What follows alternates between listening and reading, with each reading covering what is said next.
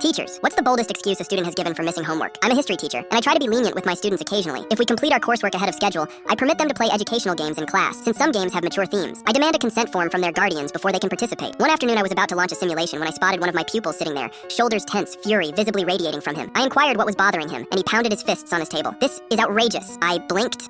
What's outrageous? He scowled at me. Everyone else gets to join the simulation, and I don't. That's not right. I reviewed my records. His consent form was absent, correct? Because your guardians didn't submit the paperwork. I assumed that resolved it. It hadn't, so just don't run the simulation. He barked that way. It's equal for everybody. I frowned. You want me to cancel the activity for the entire group because your parents refused? Yes, I chuckled. He remained serious at this moment. He was seething, ranting about unfairness, persecution, and how I was absolutely destroying his education. The remainder of the class requested he calm down, but that only intensified his anger. This is tyranny. I warned him if he continued shouting, he'd receive disciplinary action. So what did he do? He shouted more intensely. I calmly composed his disciplinary notice, approached, and placed it on his desk. He lifted it, examined it, and inhaled sharply, like I just condemned him to exile. Are you kidding? No, I replied, activating the simulation. Enjoy the echo of learning. Proceeding without you. He marched out of the classroom like he was heading to battle. The following day, he returned with a consent form signed in marker under guardian signature. He printed his mother's name in the most atrocious penmanship I've witnessed. I simply crumpled the document, looked at him, and said, "Good attempt, kiddo." And good.